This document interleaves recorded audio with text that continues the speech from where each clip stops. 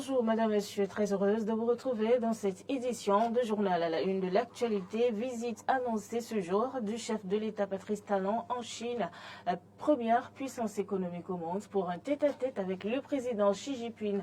Vous aurez dans ce journal les détails aussi à la une. Visite guidée des professionnels des médias fin de semaine dernière dans les 4e, 5e, 10e et 13e arrondissements de Cotonou pour constater le démarrage du programme d'assainissement pluvial de la capitale économique. Le dit programme veut améliorer les conditions de vie des habitants de la capitale économique en réduisant les risques d'inondation. Et puis, en dehors du Bénin, au Niger, absence d'électricité et d'eau potable depuis que le pays a décidé d'afficher un caractère rétrograde aux décisions des institutions internationales. Voilà pour le sommaire.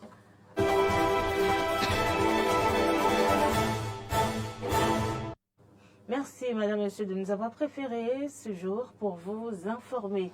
Si tout va bien, le chef de l'État Patrice Talon sera en tête-à-tête avec le président de la première puissance économique du monde, le président chinois Xi Jinping. À quelques jours de la fin des vacances gouvernementales, le chef de l'État effectue donc ce voyage de grand intérêt pour les relations bilatérales entre les deux pays. Aussi, une rencontre avec les opérateurs économiques du géant de l'Asie est également prévue.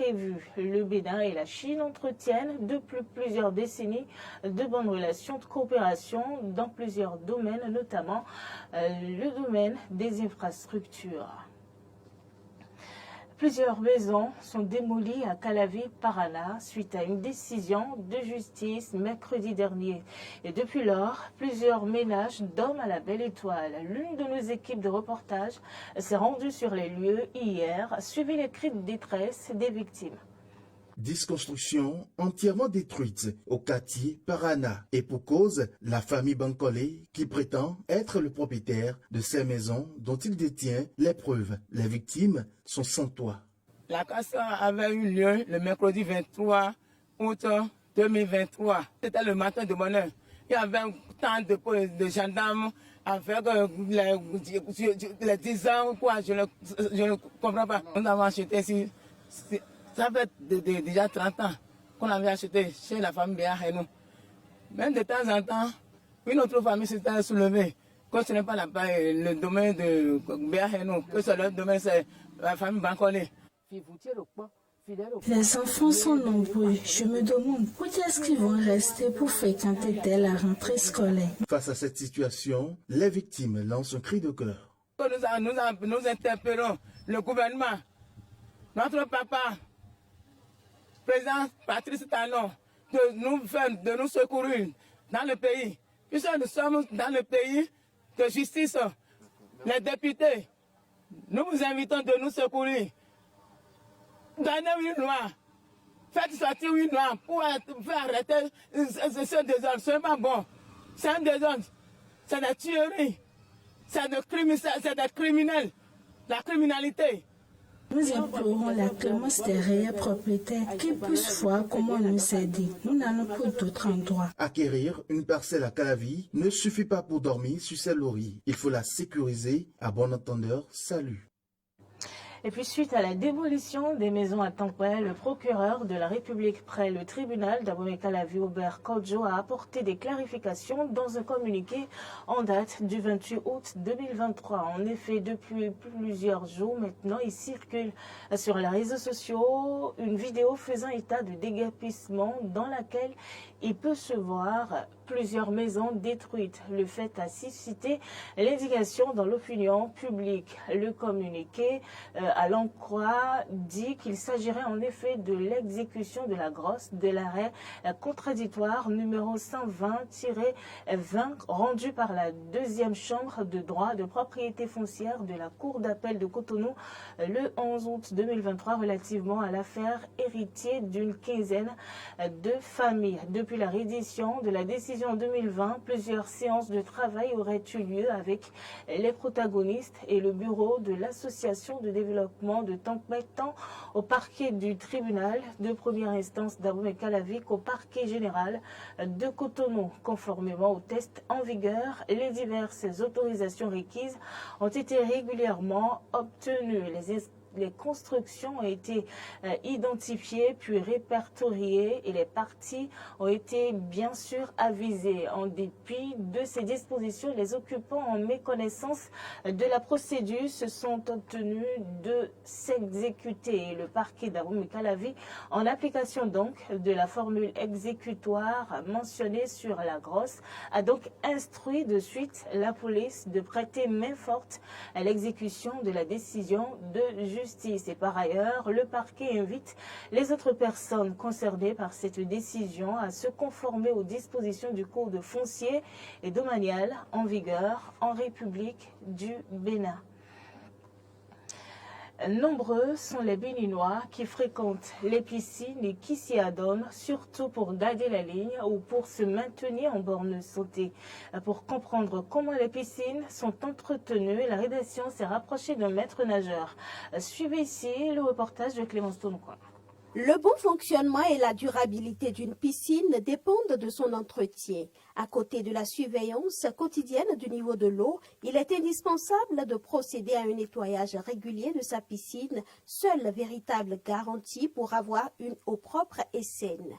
Différents produits interviennent dans ce processus, nous apprend le riche Dako, maître nageur. Pour faire l'entretien de la piscine, c'est à 18 heures. On ferme la piscine et c'est à ce moment qu'on met les produits.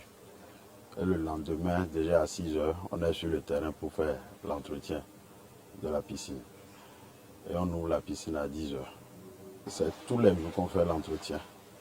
Ça dépend aussi de la clientèle. Si les gens sont nombreux dans la piscine, dans la soirée, on met le produit. On met le chlore, sulfate, les sels marins et aussi les anti-algues. Et ça travaille pendant 72 heures. Et le lendemain, on fait l'aspiration avec le moteur. Et quand on fait l'aspiration, c'est les 72 heures que ça fait. Et l'eau, ça devient plus propre. Pendant ce temps, on peut nager.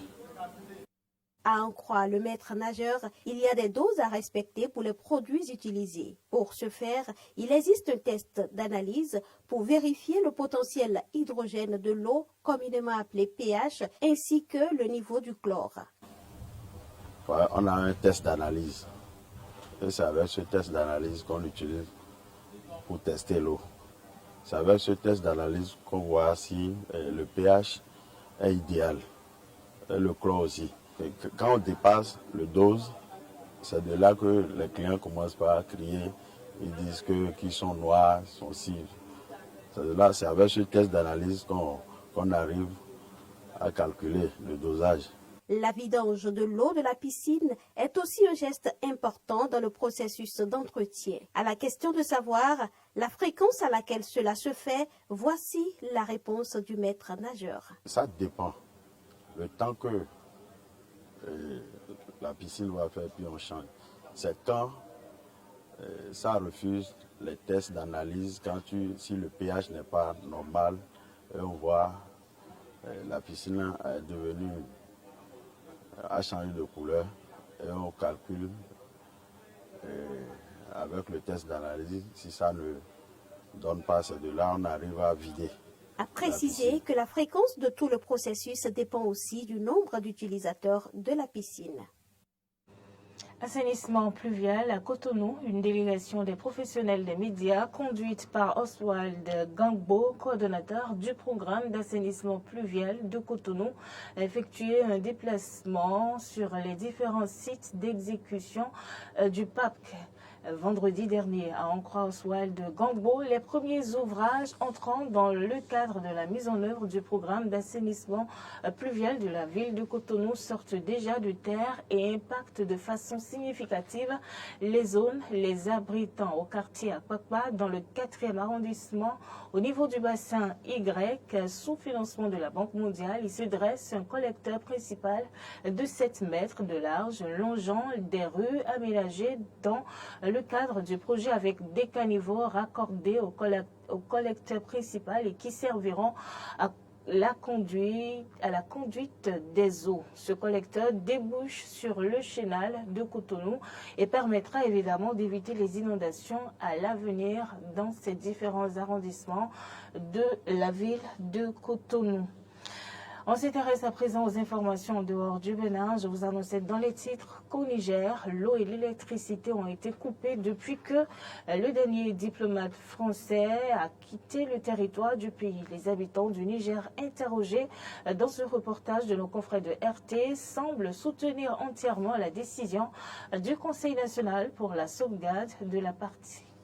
Cet effet, il faut le dire, plusieurs organisations de la société civile nigérienne, à travers un communiqué, demandent la coupure en eau et électricité à l'ambassade de France au Niger. Néanmoins, malgré les rumeurs de coupure d'eau et électricité à l'ambassade de France, il faut le dire, l'ambassade est toujours alimentée en eau et électricité. Selon le communiqué du ministère des Affaires étrangères et de la coopération nigérien, l'ambassadeur de France, Sylvain Ité, a refusé de répondre à une invitation du ministère, mais aussi pour d'autres agissements du gouvernement français contraires aux intérêts du Niger. De la capitale nigérienne, des milliers de personnes favorables au coup d'État ont manifesté en brandissant des pancartes demandant notamment le départ des troupes françaises. C'est une véritable menace qui est là. Leur base, leur armée, ils ont tout ici, en plein cœur de notre capitale. Mais c'est dangereux. Donc qu'est-ce qu'ils font jusque-là? Ils attendent juste qu'on nous attaque ou quelque chose et ils vont réagir. Donc le mieux, c'est de les faire quitter vite ces pays, dans un bref délai. Les nouvelles autorités qui sont venues, ils ont un souci d'aller en phase avec cette population. C'est pour ça qu'ils ont demandé ça. Ce n'est qu'une décision de la population qui ne se sent pas en sécurité. Lorsque sur son territoire, il y a trop d'étrangers, il y a trop de forces étrangères, plus fortes que nos propres forces. Donc, vraiment, moi, je pense que c'est très pertinent et en toute souveraineté, les autorités ont demandé leur départ. S'ils n'ont pas un autre agenda caché, vraiment, je pense que comme ils l'ont fait en douce et en calme au Mali, ils l'ont fait au Burkina, ils n'ont pas d'autre raison pour dire qu'ils ne peuvent pas le faire au Niger. On a vu ce qui s'était passé au Mali pendant combien d'années.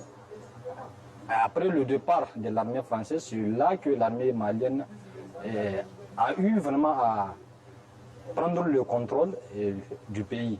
Donc si aujourd'hui le gouvernement nigérien décide que l'armée française quitte le Niger, je pense qu'ils ont le droit de le faire et c'est en connaissance de cause. Il faut le dire, jusqu'à présent, le ministère des Affaires étrangères français répète que la présence des soldats français a été décidée avec les autorités officielles du pays, à savoir le président déchu Bazoum Mohamed.